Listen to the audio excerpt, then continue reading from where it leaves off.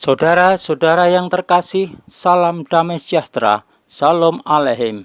Bertemu lagi dengan kami, studi Kitab Injil, yang pada bagian kedua dari analisa Kitab Wahyu ini, kami akan membahas tentang kondisi 7 jemaat Tuhan di Asia yang beroleh penilaian dan teguran dan janji-janji oleh Tuhan yang akan datang.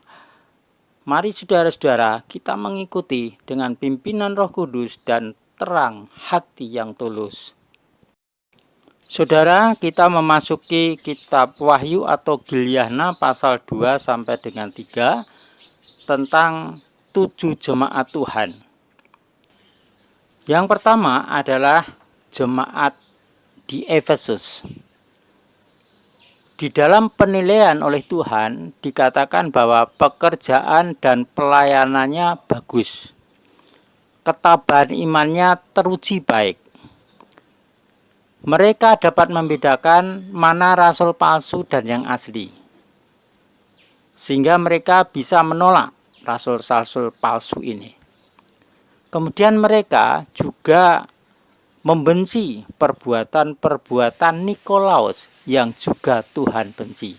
Saudara-saudara, ini adalah penilaian. Sekarang kita lihat, saudara-saudara. Tadi dikatakan perbuatan-perbuatan Nikolaus. Siapakah Nikolaus? Nikolaus itu, saudara-saudara, adalah seorang berkebangsaan Yunani yang menganut agama Yahudi. Dia hidup pada masa abad pertama di Yerusalem, ikut pada jemaat mula-mula. Dan Nikolaus itu salah satu dari 7 diaken yang dipilih oleh para rasul. Nah, inti pengajarannya Nikolaus ini mengapa dibenci Tuhan juga tidak boleh diikuti. Itu inti ajarannya adalah ajaran ini atau doktrin Nikolaus ini mentolerir terhadap tradisi-tradisi atau kebiasaan-kebiasaan paganisme. Nah, paganisme itu adalah penyembahan kepada dewa-dewa. Nah, orang yang menganut penyembahan kepada dewa-dewa itu mempunyai tradisi-tradisi. Salah satu tradisinya adalah memperbolehkan makan-makan bekas persembahan berhala, juga melakukan percabulan, ya, kemudian penyembahan patung, kemudian melakukan banyak hal yang bersifat okultisme. Itulah intinya, saudara-saudara. Kemudian teguran dari Tuhan untuk jemaat Efesus adalah sikap dan perilaku dari jemaat Efesus ini telah keluar dari kasih mula-mula. Mereka harus segera bertobat, kalau tidak maka kaki pelitanya akan dipindahkan. Saudara-saudara, kalau kaki pelitanya dipindahkan, pelita itu jatuh dan padam, berarti tidak berguna hidup ini. Mengapa Tuhan menilai mereka kehilangan kasih mula-mula? Nah, ukurannya apa, saudara? Nah, kasih itu adalah sifat Tuhan yang hakiki. Dan dia mengajarkan kasih itu di dalam kitab, contohnya adalah Matius 22 ayat 37 sampai 40. Dikatakan di situ intinya, kasihlah Tuhan. Itu Tuhan sang pencipta langit dan bumi itu, namanya Yahweh, dengan segenap hati, segenap jiwa, segenap akal budi. Dan Tuhan menegaskan itulah hukum yang terutama dan yang utama. Yang kedua adalah kasihlah sesamamu manusia seperti dirimu sendiri. Nah, kalau ini sudah ditinggalkan, maka berarti kehilangan kasih mula-mula. Contohnya adalah pekerjaan pelayanan bagus, sukses. Imannya teruji baik.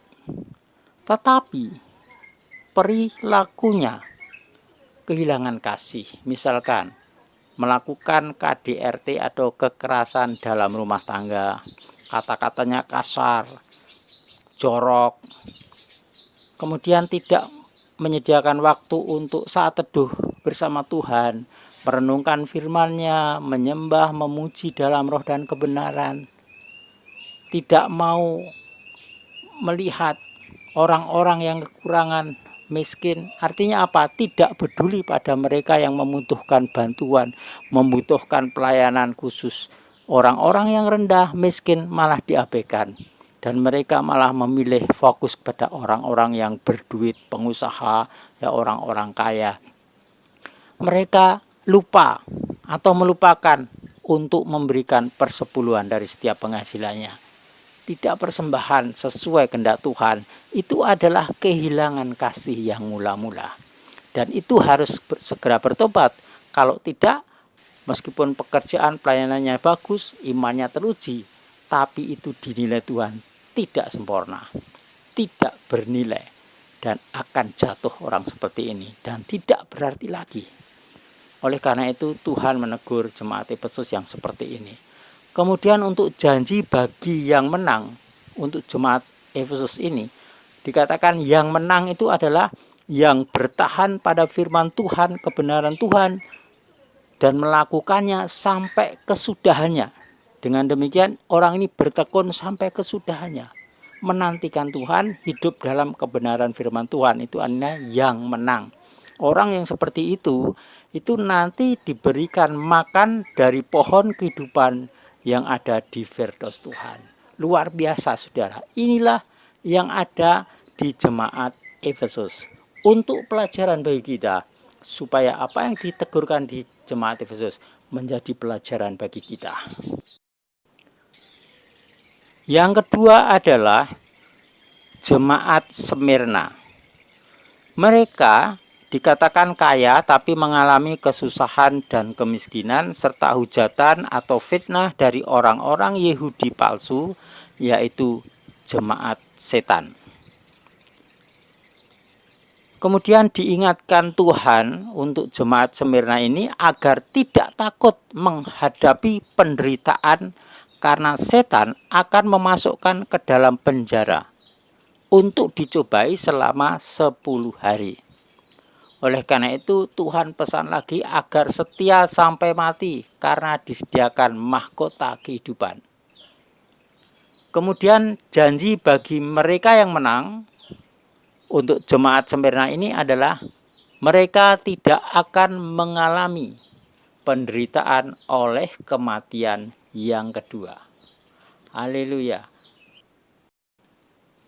Yang ketiga adalah jemaat Pergamus. Mereka itu tinggal di wilayah takhta setan dan tetap memegang nama Tuhan serta tidak menyangkal imannya. Luar biasa ini. Wilayah takhta setan itu saudara, itu adalah wilayah yang sebagian besar penduduknya termasuk penguasanya itu menyembah dewa-dewa. Kemudian praktek okultisme itu hal yang biasa. Itu namanya tinggal di wilayah setan. Dan jemaat Pergamus ini tinggal di situ, tapi tetap sebagai terang. Buktinya apa? Tetap memegang nama Tuhan dan tidak menyangkal imannya. Ya, saudara-saudara, inilah keberadaannya. Seperti Bani Israel ketika berada di Mesir itu sama saja juga berada di wilayah takhta setan, karena pemimpinnya sampai sebagian rakyatnya itu melakukan praktek okultisme, juga menyembah dewa-dewa. Kemudian untuk teguran jemaat Pergamus ini adalah bahwa di antara jemaat itu ada yang berpegang pada ajaran Beliam, yakni bebas makan makanan bekas penyembahan berhala dan melakukan percabulan. Juga ada yang berpegang pada ajaran Nikoleus yang Tuhan benci. Nah, untuk mereka ini agar bertobat, jika tidak maka Tuhan akan memerangi mereka. Saudara-saudara, ajaran Biliam salah satunya adalah memperbolehkan makan semua makanan apa saja, termasuk makan yang barusan dipersembahkan kepada dewa-dewa, ya, kepada patung-patung mereka sembah, atau kepada penguasa-penguasa setempat, danyange setempat, dan seterusnya. Itu semua boleh dimakan. kemudian melakukan percabulan itu boleh, itu dalam Biliam. Itu sama dengan ajaran Nikolaus, saudara, yang mentolerir dengan tradisi paganisme. Sebenarnya, saudara, makan bekas penyembahan berhala dan percabulan ini dilarang oleh Tuhan. Itu bisa dilihat di dalam Kisah Rasul 15 ayat 29. Tuhan membatasi umatnya yang percaya untuk menjauhkan diri dari makanan yang dipersembahkan kepada berhala. Yang kedua, menjauhkan diri dari makanan dari darah.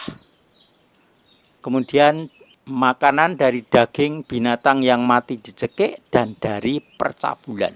Itu adalah larangan. Tapi Biliam Nikolaus itu kebalikan dari itu, saudara. Karena itu semua yang mengikuti ajaran itu agar bertobat, kalau tidak diperangi Tuhan. Celaka, saudara, kalau diperangi Tuhan. Kemudian untuk jemaat Pergamos yang menang itu diberikan janji oleh Tuhan makan mana dan batu putih yang tertulis nama diri yang baru. Wah, ini luar biasa, saudara, janjinya. Tapi harus bertekun sampai kesudahannya, syaratnya hidup dalam kebenaran firman Tuhan, bukan ajaran Biliam atau Nikolaus yang semuanya itu juga dibenci Tuhan.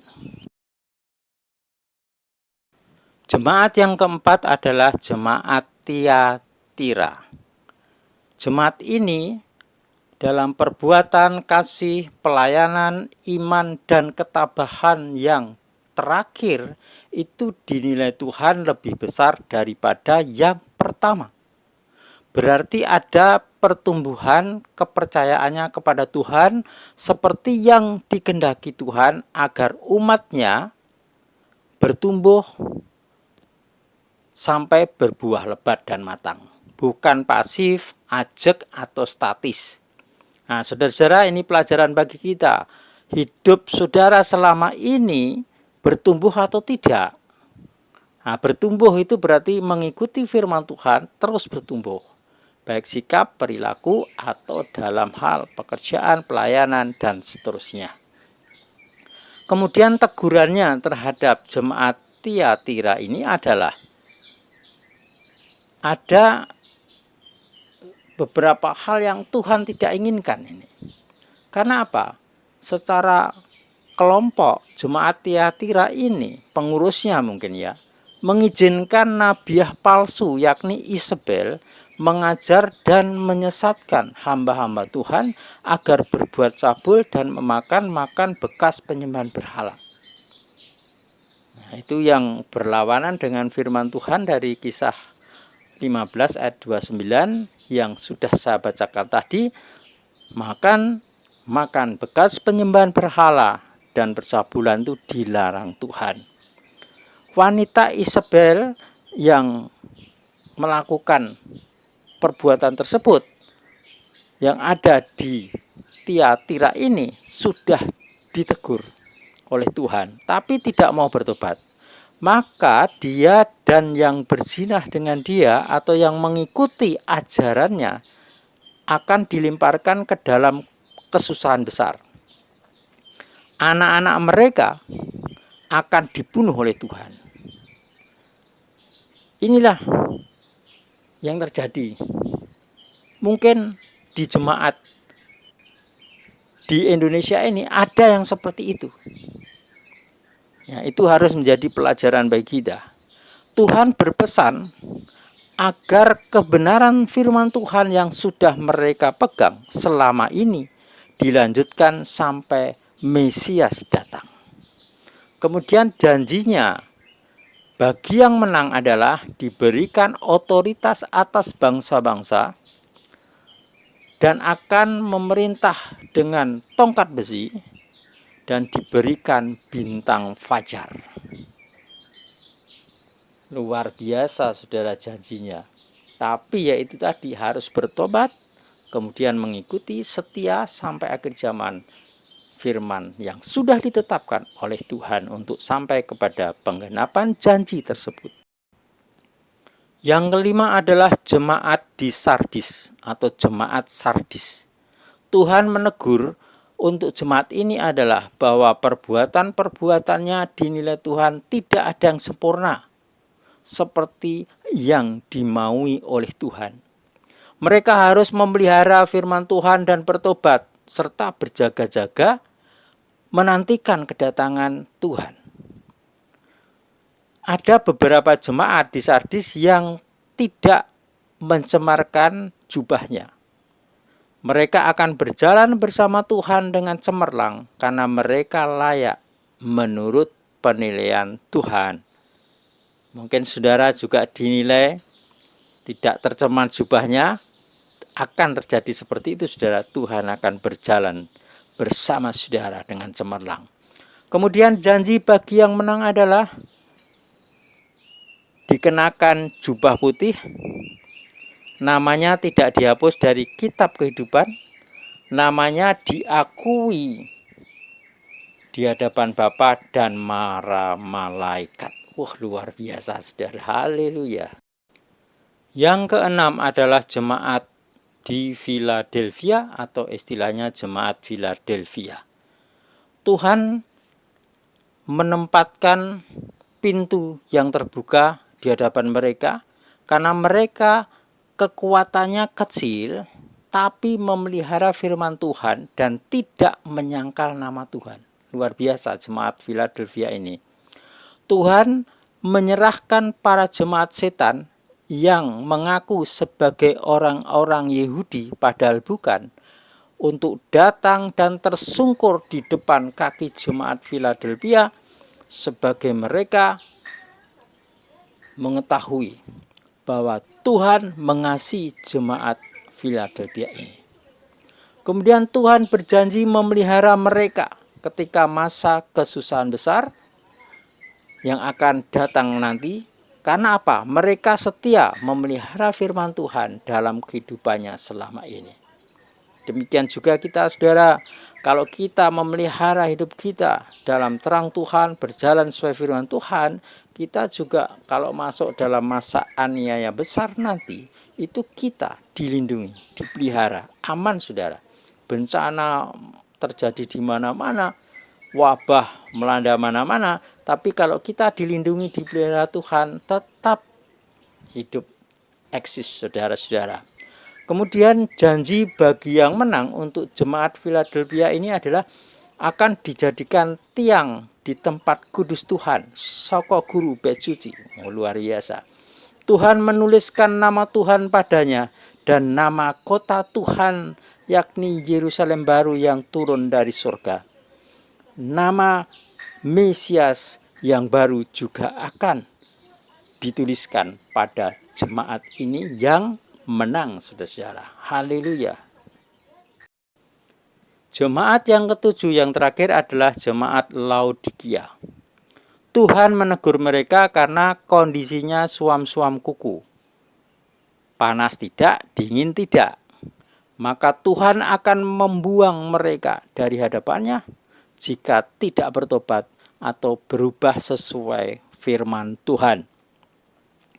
Mereka menganggap dirinya itu kaya, saudara, dan tidak butuh apapun. Ya, ini kesombongan jemaat Laodikia. Padahal Tuhan menilai mereka, memandang mereka itu malang, menyedihkan, miskin, buta, dan telanjang. Jadi penilaian Tuhan dan jemaat Laodikia ini beda, saudara. Laodikia menilai dirinya dari ukuran manusia, sedangkan Tuhan menilai dari kesempurnaan.